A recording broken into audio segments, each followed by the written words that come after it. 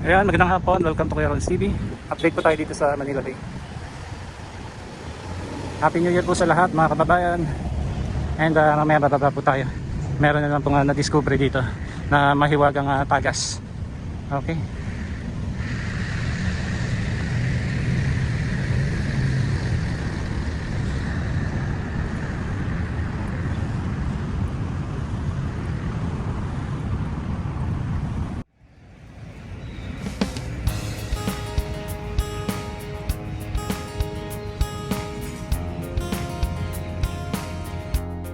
Okay, tingnan po natin yung na-discover natin ngayon na tagas na naman ang kulay ito.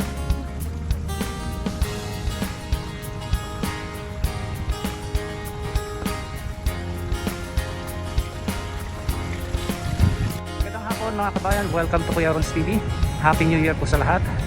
At mag-update lamang po tayo dito sa may Baywalk, Manila Bay Rojas Boulevard. Sa di kalayuan, ito lamang po yung may nakatakip dyan na kulay blue. Yan po yung Remedios pumping station. Tapos mga ilang hakbang lang dyan po natagpuan yung tumatagas dyan supposed to be wala daw po dapat na tumatagas dyan na drainage diretso dito sa Manila Bay, na sa ganun ay tuluyan ng luminis, mabawasan yung mga coliform leather dito po sa Manila Bay. So nung nakaraan po ay nag-inspection po sila Secretary Roy Cimatu and Yusek Leones. Binaybay din po nila dyan sa may malapit ng restaurant dyan sa may Aristocrat. Tapos San Andres, tinignan nila dyan yung mga tubo-tubo.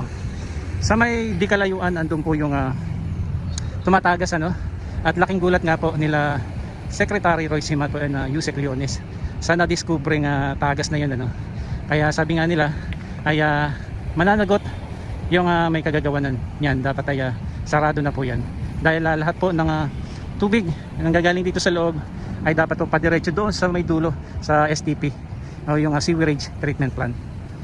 Okay, dito po ay meron po tayong na-discover na panibago na namang butas or meron na namang tagas dito. Actually andito yung kasama natin si Miss July, andyan na siya at bababa tayo maya maya So dito lamang din po yung nakita natin na tumatagas. Okay, bababa tayo. Okay, tingnan po natin yung na-discover natin ngayon na tagas na naman Actually ito.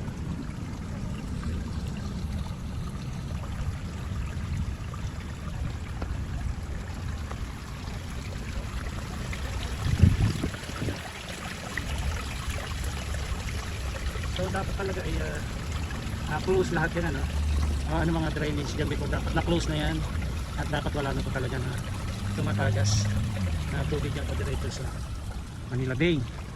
So ang pinabababa nga nililinis nga itong Manila Bay under rehabilitation para nga bumaba itong coliform level. But kung hindi po may address yung mga ganitong bagay katulad nito, yung may mga open drainage pa pala dito na hindi I think hindi pa na fully close, ay dapat nga daw po close yan. Lahat ng katubigan na manggagaling po dyan sa mga establishment dyan sa kalooban ng Maynila ay magdidiretso po doon sa STP, sa sewerage treatment plant. So dapat po wala pong mga ganyang tagas-tagas dito. So ito po ay isasend po natin sa DNR para mabigyan nila ng action din po itong bagay nito.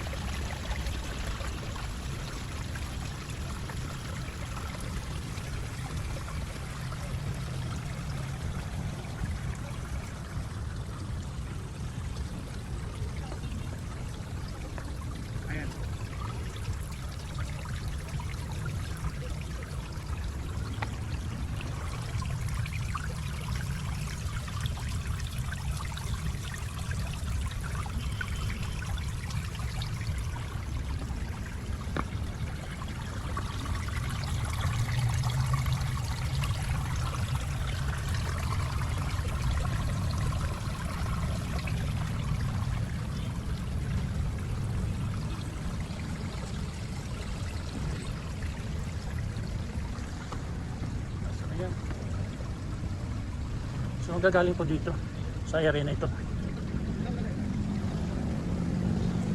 Kasi kung ang gagawin po ay pinabababa yung coliform level dito, pero kung meron pa rin mga patuloy na mga tubig na tumatagas dito tapos babagsak dyan, ay mahirapan talaga na mapababa pa itong coliform level dito sa Manila Bay.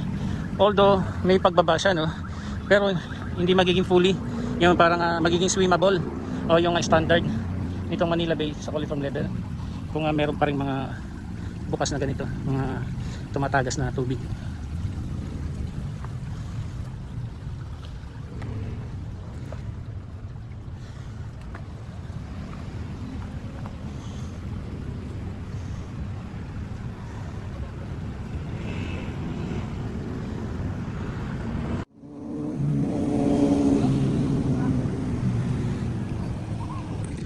Mga kababayan, dito po yung area, no, ng may tumatagas. At tatingnan lamang po natin kung ano yung mga establishment na naririto.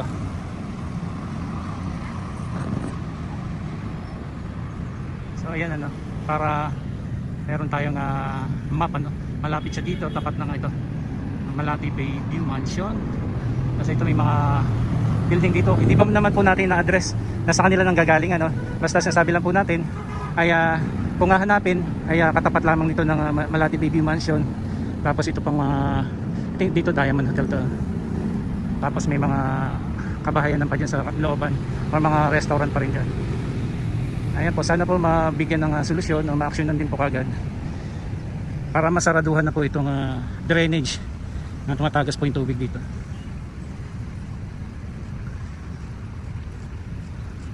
Ayan po mga kababayan, ano?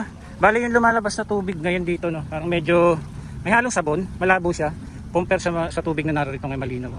Tingnan nyo rito, labo tipo ba? Ayan, so naririnig nyo naman din siguro yung lagaslas ng tubig.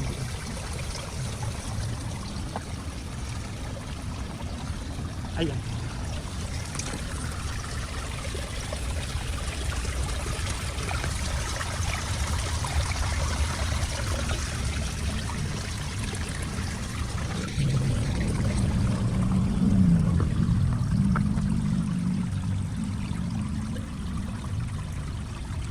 Parang may halong sabon, ano?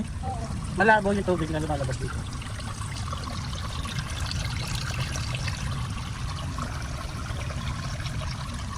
So ayan, ang nakadiscover na naman po muli, si Miss July. Sinama lang po tayo dito.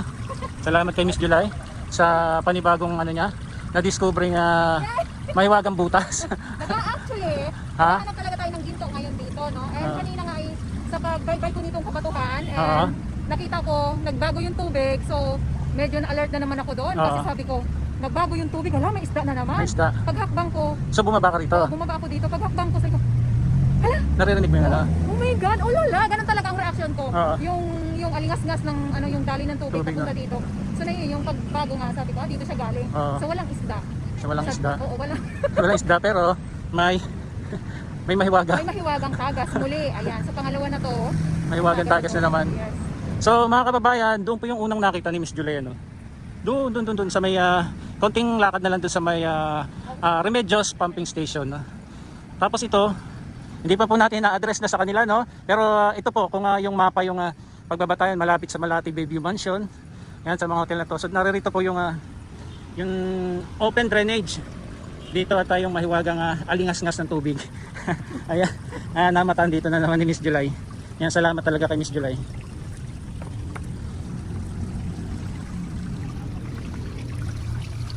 Okay, so isi-send po natin ito sa DNR para ma-address din nila, no? Kasi kung ano man ang rehabilitation gagawin dito, pero kung katulad naman po nito, meron pa rin mga tubig na hindi alam, no, na meron pa lang tumatagas na tubig pa dito, ay yung coliform level tingin natin ay mahirapan siyang bumaba ng tuluyan. Although may pagbaba na, no, kasi nagdi-dredging na dyan, naglilinis na rin dito. Kaya nga lang, meron pa rin pong tubig na tumatagas dito. Okay, yan po ang update natin ngayon mga kababayan. Dito po sa Manila Bay. Kuya Ron's TV po. God bless po sa atin lahat. Okay, God first.